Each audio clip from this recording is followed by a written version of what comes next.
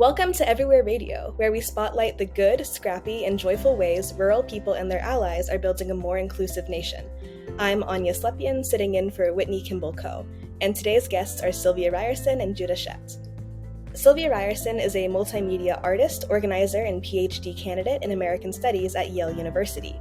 For over a decade, her work, rooted at the intersection of scholarship, activism, and art, has probed the overlapping crises of racialized mass incarceration, rural economic abandonment, and environmental destruction.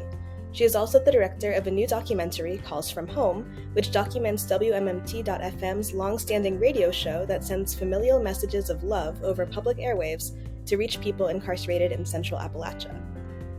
Jude Schept is a professor in the School of Justice Studies at Eastern Kentucky University. His most recent book is Coal, Cages, Crisis: The Rise of the Prison Economy in Central Appalachia.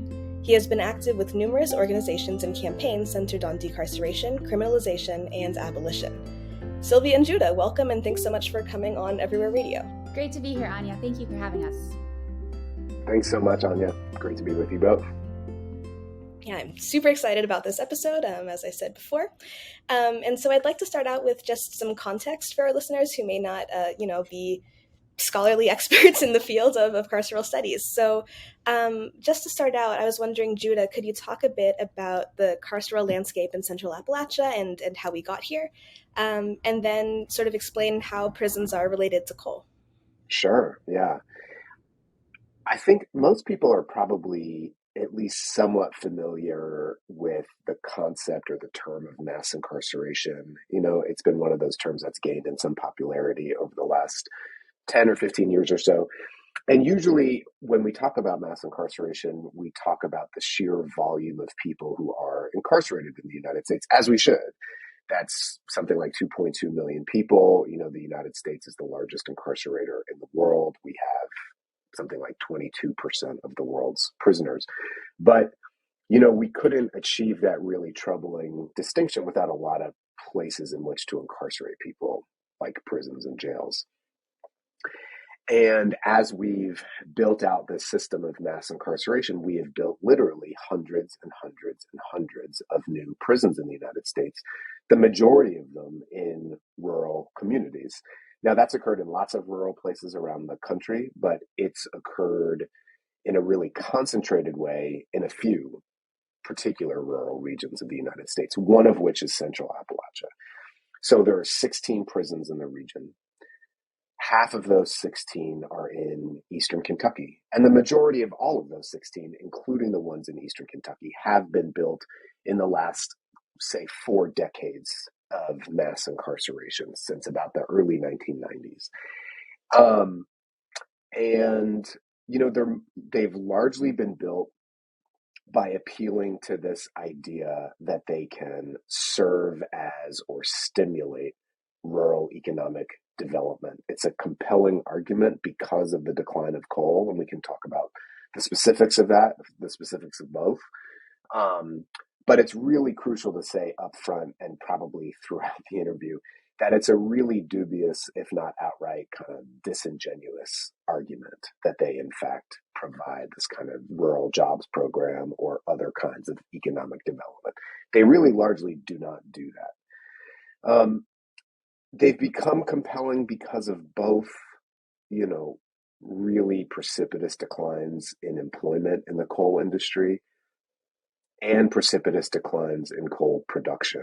And with the declines in coal production, the loss of coal severance tax money, which has traditionally been used to help with all kinds of revenue for coal-producing counties. And so the prisons are really positioned to kind of fill in both those ways, right? For the loss of employment and the loss of revenue.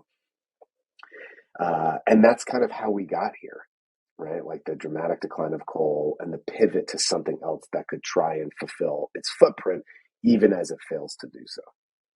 Thank you for that explanation. Something else that I've been wondering is sort of looking at both of your work. A phrase that's really central to it is racial capitalism. And I'm wondering if you could sort of give us a primer on what that means and how it's related to mass incarceration.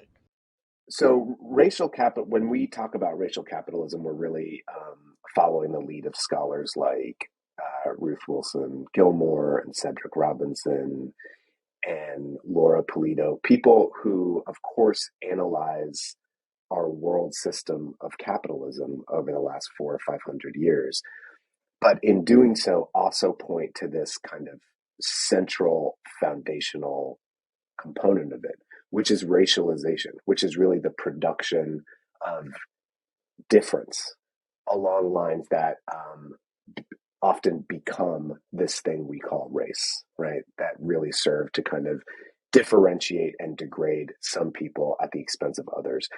It's crucial to sort of point out, as these people do, the people to whom Sylvia and I are both indebted for thinking through that concept, that racial capitalism, or that the racializing work of capitalism, was really foundational in places like across Europe and in between people who today we might recognize as both being white, but where racialization was sort of integrated and utilized to differentiate, say, between the English and the Irish, something like that.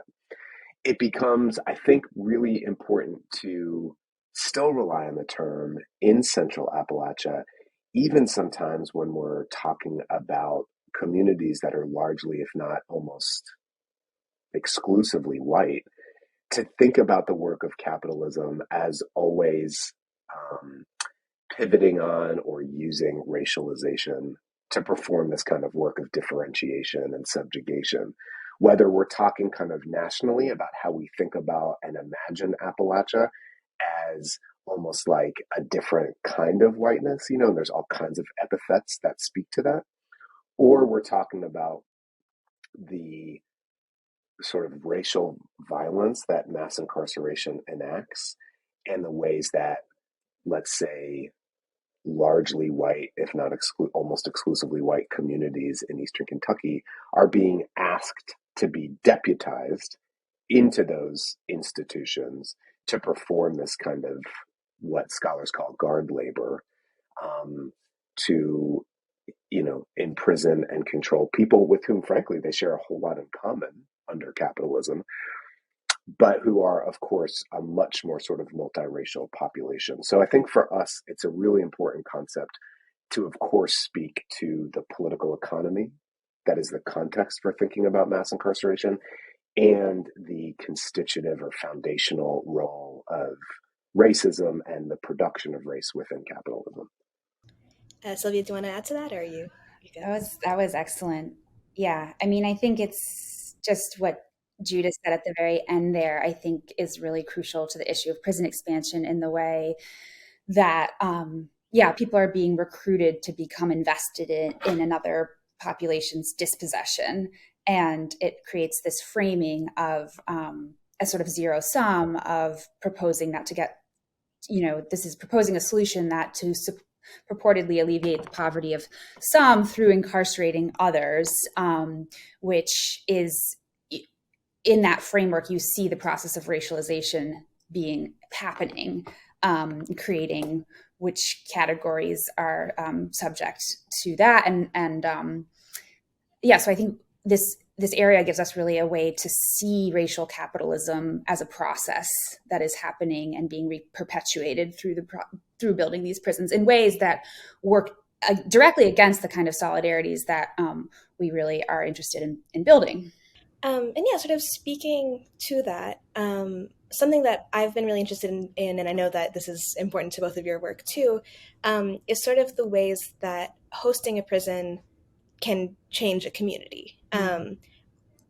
There's rightfully a huge amount of scholarship about sort of the process of being incarcerated and for the people on the inside of the prison. But when prisons are built or populated in whether in rural or urban places, that also affects that community. And so I'm wondering if you could talk a bit about that. How does, or in your work, how have you seen changes in communities from prisons that are built there? Sadly, this is now an experience that's common and familiar to many rural communities across the country.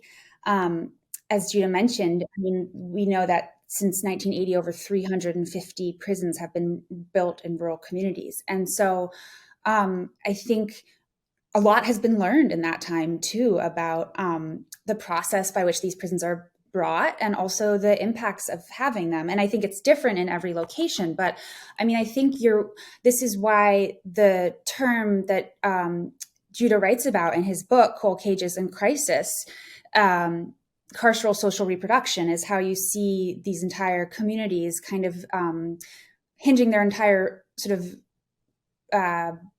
futurity and infrastructure and education system towards this particular kind of labor and institution. So I think we've seen, I mean, to give some specific examples, there's been an increase in criminal justice programs in the region as methods to, or as, means to try to channel people into having jobs in these facilities in ways that I think are really, really troubling. And I think that, in addition to, on so many levels, I also think we've seen, the social harms that come with having a prison in one's community. Studies have shown increased rates of domestic violence, drug abuse, addiction, divorce rates, just that these are really traumatic jobs to hold and often create PTSD for people who are in those positions. So I think you can sort of any sector in terms of education, economics, social infrastructure, like you see how these communities start orienting themselves towards transitioning from one mono-economy of coal to the idea that the prison will now serve that center and a kind of a new mono-economy centered around a prison. The other thing that happens is that the prisons themselves are not guaranteed. Like one of the arguments that prison boosters use to cite a prison is that they're so-called recession proof, right? That they wouldn't necessarily close the way a factory would or a coal mine might. And that's just also patently not true, right? Like mass incarceration is dynamic. It grew really recently and rapidly, and in some places it's transitioned in various ways. So, and there's concrete examples of this. If you look at upstate New York, rural New York, which built out almost 50 prisons in the same period we're talking about in Central Appalachia, the vast majority of the state's prisons built during that period, a number of those, I want to say almost a dozen, have now closed because the state has made some efforts to reduce its reliance on incarceration. That has left those communities, which have also seen, the decline of small farms, the loss of agriculture, the loss of land, the loss of industry. It's resulted in those communities, which had attached their identities and economies to the prison, now sort of left once again kind of out of luck because the prison has closed and departed. On the one hand, like you're saying, these prisons are sold as economic development, as stable jobs that people can have. And at the same time, around the country, there's this huge labor shortage in prisons. There are, in some states like Texas, there are dozens of prisons with over 50% vacancy rates in their corrections officers, which are, that's insane, right? And so even if these prisons are being sold as providing jobs, are they jobs that people ultimately want to take and are sustainable for them to keep? I think if you're thinking about a community that is in the midst of a massive economic transition and crisis, that has really high rates of unemployment, and there is really a desire and a need for meaningful and purposeful work. If you just step back and think about, well, how do we create that? What would be a meaningful way for people to find labor that connects them to their community, that builds on their heritage, that is skills that they can continue to build from prior work, all of these things that if we think about like how you would want to build a different kind of economy in a region, the prison is the opposite of kind of creating a jobs program that suits the needs of the communities where these prisons are being built. And just off the bat, I mean, for federal prisons, they're the most competitive jobs to get. And so many people in these communities are automatically disqualified from even being eligible to even apply. Just to share a little bit about the job requirements, what we found in McCreary County, Kentucky, which is very similar to where the prison is being proposed right now in Letcher County. It was very late in the process that it was even made clear to the community what the job requirements would be. But just to share what they were for that, what they were in McCreary County at that time, it was that all applicants would be drug tested and put through an extensive background check that would go back 7 years or to their 16th birthday. All new hires would need to have a clean credit history and no criminal record. All new hires would have to be younger than 38 years old because of hazardous work laws that require federal prison employees to retire at the age of 57. And you have to be able to work 20 years to earn a full pension. There would be a rigorous physical exam, an interview process, and county residents would be given no preference in the hiring process. And a 4-year college degree and previous institutional experience is highly recommended. So if you think about just that, the incredibly difficult application process, that's not what you bring to a community that is in this moment of really difficult transition. So I think that's a really crucial point, is that for the federal prisons, these end up being people not from the community who take the positions. I think that being said, I think there's a lot of more to say about what happens when people do get these jobs, which I touched on a little bit earlier. But I think what we've seen in Eastern Kentucky is that in some ways, the fact that we have these case studies of prior federal prisons that were built and didn't have the impact that people hoped they would, there's an impetus to say, well, now we'll do better this time. We'll have more people prepared for these jobs. We'll make sure there's housing, and et cetera. But then it gets us into like this exact idea of how we're reorganizing the community to make sure people get these really difficult to get federal jobs. And then, these jobs themselves have huge health and mental health consequences for people who work in them. We'll be right back after this from the Daily Yonder. Hi, I'm Anya Slepian with the Daily Yonder. Check out the Yonder Report, a weekly podcast rounding out the latest rural news. Produced by the Daily Yonder and Public News Service, you can listen and subscribe wherever you get your podcasts. And now, back to Everywhere Radio. I know that, this was mentioned in Jude's new book, and also you all published an op-ed in the New York Times recently talking about the USP Letcher proposed project, and something that you all pointed out, which I thought was super interesting and important, was that the proposed prison project is, a lot more money than the county or the area was getting for flood relief after there were these absolutely devastating floods last July. And from my understanding, the project had been proposed, it had been fought, it had been killed, and is now being revived. So if you all could talk about what's going on with that. As early as 2005 is when Letcher County first began efforts to site a prison, thanks to Hal Rogers, the congressional representative for all of Eastern Kentucky, who has already brought 3 prisons to the region. It gained momentum in about 2015, and with the beginning of this process that all big federal construction projects have to go through,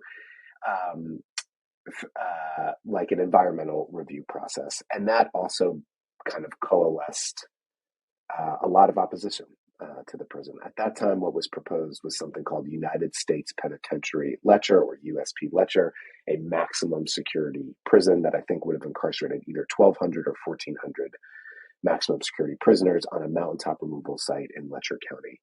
Sylvia, myself, and a bunch of other people were involved in kind of a number of different strategies to oppose that prison.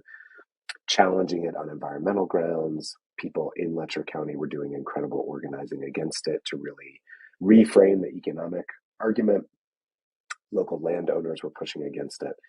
And all of this resulted in its eventual defeat in 2019 with the withdrawal by the Bureau of Prisons of something called a record of decision. And then just 3 years later, and as you said, Anya, just 2 months after the July 2022 floods, the Federal Bureau of Prisons announced the agency was resuming its efforts to site and build a prison in Letcher County. This time, they've adjusted the security level down a little bit, so now it's in a federal correctional institution, which is just a medium security prison. It's more or less the same proposal. It's more or less grounded in the same arguments about employment and rural development.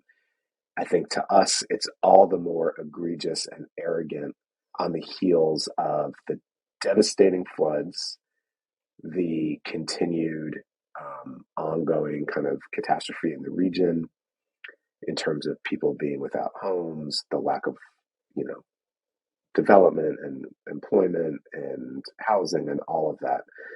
So where it stands at the moment is it's been the Federal Bureau of Prisons is probably in the process of preparing the first round of an environmental impact statement. Sylvia, myself, and again, a whole bunch of other people, very much including a lot of people in Eastern Kentucky, are in the process of thinking about how to go about opposing it again and doing so in a way that demands something better for Eastern Kentucky, what Eastern Kentuckians deserve. Yeah, I mean, something that because we've been doing a lot of coverage of the flooding and its aftermath, and something that I find really remarkable is that sort of everyone. I mean, there are a lot of compounding crises happening, but everyone that we've talked to says that their biggest concern is housing, and so presumably the site that they have is flat land that can be developed that's out of the floodplain, right? And that is something that is in really short supply and really critical to sustaining communities in Eastern Kentucky right now. And yeah, to have that sort of taken up by the footprint of what I assume would be a massive prison, I find really, yeah, that's a hard pill to swallow. Well said. I mean, it's egregious. There was a really important study that just came out from our friends at the Ohio River Valley Institute and Appalachian Citizens Law Center, and they looked into this very issue around housing, and they estimated that it would cost between 450 to 950 million to rebuild the approximately 9,000 homes that were damaged during the flood. And that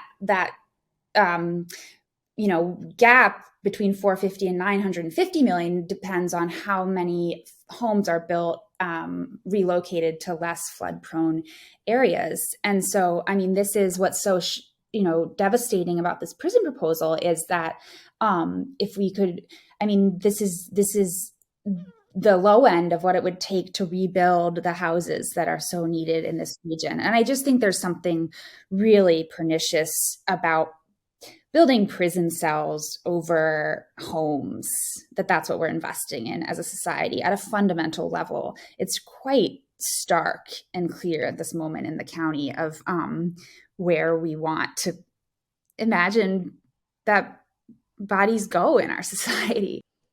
I think one detail of this that I'm not sure we mentioned is that the projected construction cost of the prison alone is about $500 million, $500 million. So on the low end of that continuum that Sylvia named of the cost to repair or rebuild these 9,000 homes that have been damaged, right? So it is this, it's all the things we just laid out, but especially I think when you recognize that we're talking about a choice here and spending the same amount of money, right? And from a finite pool or whatever, and recognizing that at the moment, at least, various politicians are electing to spend $500 million on a prison that we have to also say the Bureau of Prisons itself says is unnecessary. Yes.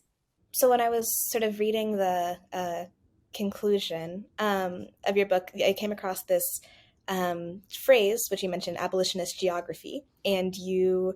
I'll just read what you wrote about it because I think it's easier than trying to explain it myself. So you wrote, abolitionist geography, a material and ideological terrain connected across time to earlier struggles in Appalachia and across space to other contemporary social movements, and mobilized to plot both a different story and a different vision for the region. Which I think is, one, beautiful. And two, I would just sort of like to talk about what might that look like in Eastern Kentucky and what might that look like elsewhere across America. Just, some more, something, and talking about what people can do when faced with the situation like the one in Letcher County. To me, it's really exciting to think about this on this podcast and with other rural communities, because I think that prison host communities have a huge role to play in creating exactly what Judah was writing about as abolition geographies. And so I think it's a really exciting question to think about what is the role and what can people do in a community where there is a prison to build different sets of relations, specifically most directly with the people both incarcerated in their community and with their families who are often very far away. And I think this varies in different locations. This varies between jails and prisons, but the situation in Appalachia is that people are often from very far away locations in both the federal and the state system.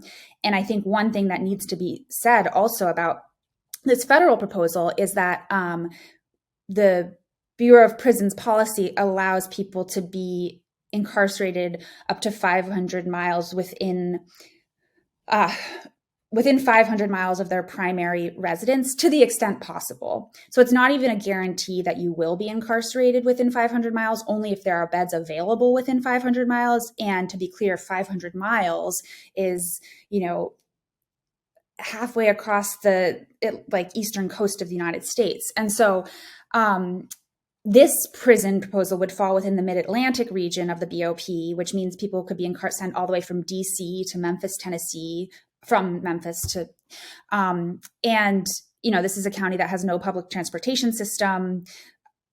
It's extremely hard to get there. And so I think something I've really learned being an organizer in Letcher County is kind of the possibilities of building connections with people from different areas. And so a lot of that for me came through the Calls from Home radio show that has been existing at Apple Shop now for over 2 decades. And that is a weekly Monday night radio program that provides a toll-free number for families who have loved ones incarcerated in the area to call in and leave a phone message that's then broadcast out over the airwaves to reach their loved ones in prison. And when I was hosting that show, we would regularly get calls from people from California, from Florida, from Indiana, from Oregon, from the next county over. And it was a way to, for me, realize the scope of who was being impacted by this prison in the community that I was living in. And that's a way, building those connections is a way to really build connections across these carceral geographies to actually figure out new kinds of solidarities and ways we can confront the system. I mean, and I think in the most direct way that the prison system is designed to separate people. It's designed to separate communities. It's designed to separate families. And so I think, to me, a lot of the work of building abolitionist geographies is forging connections, the connections that the system is doing everything it can to block. It reminds me also of Sylvia. I'm so glad that you mentioned Calls from Home. I've been meaning to talk about your documentary. I watched it. It was absolutely fabulous. Everything from the voices, the animations. I mean, it was beautiful. I was crying in my living room. My roommates were like, "What are you doing?" And I'm like, "I'm watching it." Fantastic documentary. It was really stunning. Yeah, thank you, Anya. I mean, something I think is really exciting to be doing this work right now with the coalition and with Judah's book that's just out and with this film is thinking about all the different registers in which we need to confront the system. One of my goals in working on that project was to try to open up a space about how to think about what rural prison expansion is and means differently, in addition to the analytical and economic arguments that are crucial and we need to debunk, to think about the impact this has on families and people incarcerated there, because that experience is basically almost always absent from the dominant media coverage of prison boosterism, of bringing a prison to town. But when we can really get to know families and these situations, and it allows for a different understanding of how not only will this prison help our community in the ways that it really desperately needs help, but it is a kind of purported help that is built on the suffering of other people.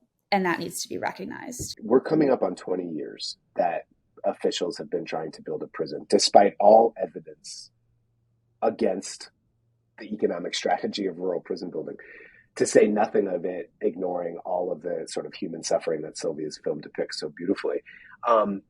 And what this person said to, I think, both Sylvia and I in an interview was like, they could have been doing anything else in that 20 years, right? Like, they could have been pursuing all kinds of other development opportunities, housing, whatever you want to call it, or however we could potentially imagine it. And they time and time again choose to invest in this totally,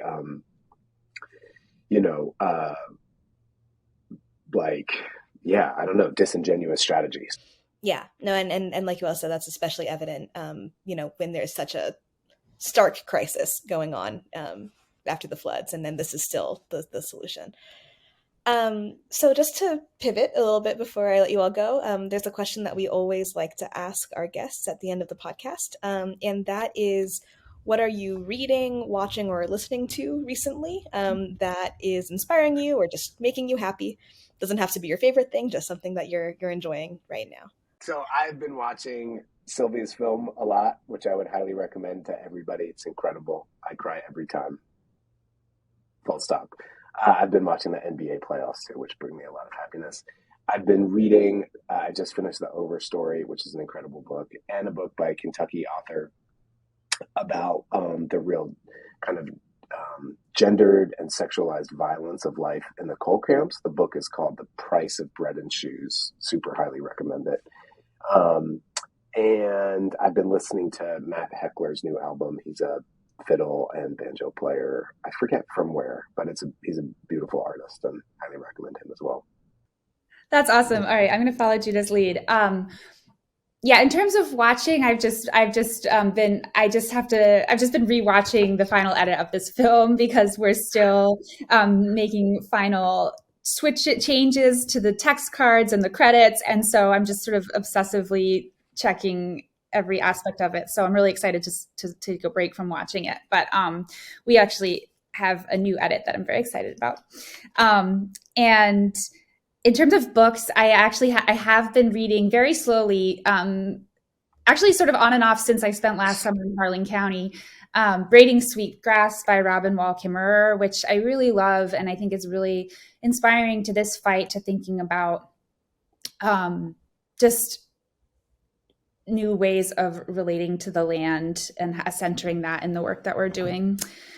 And then I'm really excited. Lately, I've been listening to the latest new album. I think it came out last year, from the Local Honeys, which is everyone's Kentucky favorite. And I'm super psyched because part of the reason I just started listening to it is because I just signed up to take Montana's intermediate banjo class at Cowan Creek Music School in Letcher County this summer, which I highly recommend to anyone out there. It's like just an awesome old time music school in the heart of Letcher County, and just a beautiful thing. It's like a few miles from where this prison proposal is projected for, and it is just the antithesis of, and just demonstrates how much beauty and power there is in this community that needs to be just built on and supported. So the Local Honeys. All right, well, thank you all again so much for coming on Everywhere Radio. I really, really enjoyed talking to you both all together. I've talked to you individually, but not all at once. And thanks again. I really, really enjoyed our conversation. Thanks so much, Anya. Thanks so much, Anya. Yeah, really great to chat. If you enjoyed Everywhere Radio, we'd love for you to consider subscribing to the General Rural Assembly newsletter, where we promote new offerings from the Assembly and amplify the good work of our many partners across the country. We also have an advocacy newsletter that comes to inboxes on Mondays to help you start each week with a quick take on the top issues that we're tracking across the nation. Everything from broadband policy to reproductive justice. Just head over to ruralassembly.org to sign up.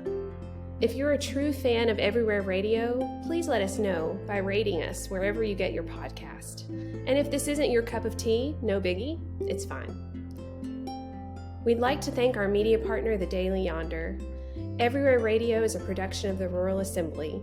Our senior producer is Joel Cohen, and our associate producers are Xander Brown and Teresa Collins. And Anya Slepian is our assistant producer. Be anywhere, we'll be everywhere.